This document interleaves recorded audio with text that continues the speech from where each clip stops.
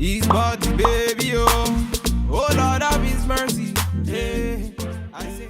Hey guys, welcome back to our channel, Zara Nicola TV. It's Zara here, aka Epic Zara, and I've come to bring you guys a companion video to the video that I just did for you all, and that's going to be our 7 don'ts if you want to grow your hair super duper long like Black Rapunzel. You know, the previous video was the 7 do's for growing your hair super long, so if you haven't checked that out, please do.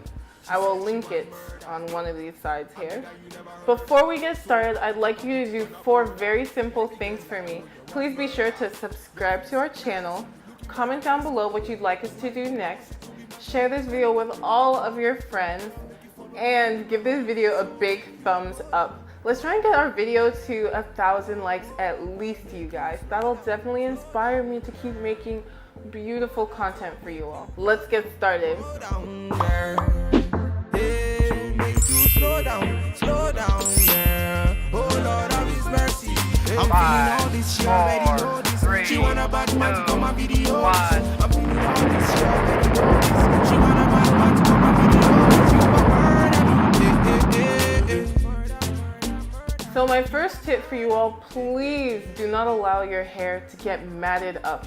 Now, I'm not gonna lie, I'm pretty notorious for allowing this to happen, and it's really terrible. There are several issues with allowing the hair to mat up. If you're allowing the hair to mat up, chances are that you're not moisturizing it, you're not nourishing it with oils and butters, you're not detangling it. So by the time your hair is about to be released from this beehive that has formed, it's probably really dry and really tangled up. And that's really not going to help your hair grow. It's going to cause all sorts of things that are going to stunt length retention. Number 2 is don't allow your hair to rub against cotton or wool. Cotton and wool, when they rub against the hair, cause friction. They sap the moisture from the hair. So of course, what does this lead to, ladies and gents? It leads to splits and breakage, which stunts length retention. If you must wear your favorite cotton or wool cap, make sure you tell your favorite tailor or designer to line it with satin so that your hair doesn't suffer, but you can still be warm.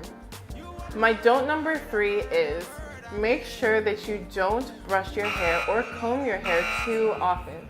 Now, a lot of naturals swear by finger detangling, and that's because it allows an individual to remove tangles and shed hair without excessive hair fall or hair loss. This is one thing that I've actually really incorporated into my regimen. I don't brush my hair anymore, save for once a month when I know that my hair really needs it. And when I do brush my hair, I make sure that I do it to not just deeply detangle, but also to remove dirt and excessive dead skin from my scalp.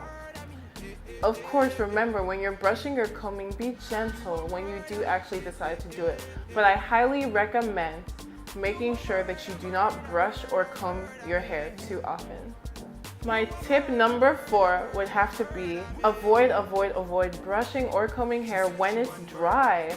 Now, if you're going to brush or comb your hair, I highly recommend that you incorporate an oil or at least dampen it a little bit. This will stave off a lot of breakage and splits because your hair will be more malleable if it's being pre-pooed or if it has just a little bit of moisture in it. Now, here's my disclaimer for that piece of advice. This does not work for everybody.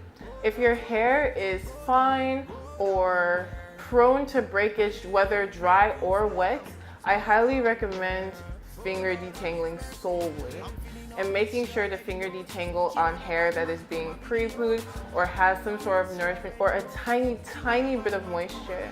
It's important to conduct trials so that you can find out what works best for you as an individual. My tip number 5 is this. Now, this one may come as a shock to some of you because we've heard so many times in the natural community not to shampoo, period. So what I want to say is don't over shampoo, but at the same time, don't under shampoo. A clean, well-ventilated scalp is essential to hair growth. Your scalp needs to be well oxygenated in order for your follicles to thrive. That means that your scalp has to be clean, whichever way you decide to do it. Some individuals need to wash their hair once a week, while others need to wash their hair once a month. It's all dependent on how your scalp works and maintains its cleanliness. Now, of course, it's not good to have a scalp that's smelly, that's itchy, that's dirty. So as long as you're cleansing your scalp and your hair prior to this occurring, you're doing what you need to do. But of course, don't overdo it, because some may experience excessive hair loss if the scalp and the hair are cleansed too frequently. I personally like to go once a month for a shampoo. I'm actually overdue for a shampoo as my scalp is pretty dry and my hair is rather thirsty. My tip number 6, and one that I'm also very bad at adhering to, is don't touch your hair too often. If you have your hands constantly in your hair, chances are it'll be more prone to snagging and again breakage and splits, which are extremely detrimental to a long hair growth journey.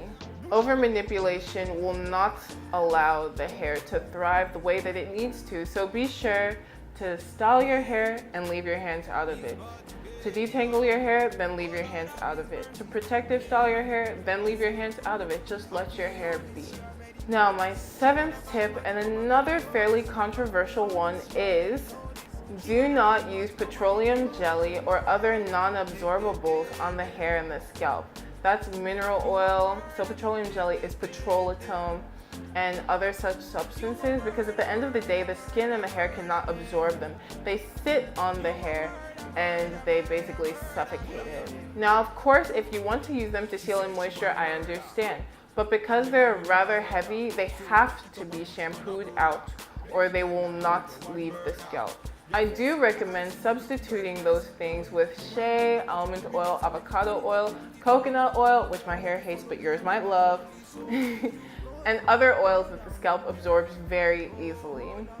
Well, that's the end of the video. I hope that you all enjoyed it. Thank you so much for sticking around to hear me talk about what you should not do if you're trying to grow your hair super duper long. Anywho, you guys, I'd like to just remind you to do those 4 things I asked you to do at the beginning of the video, and that is to subscribe.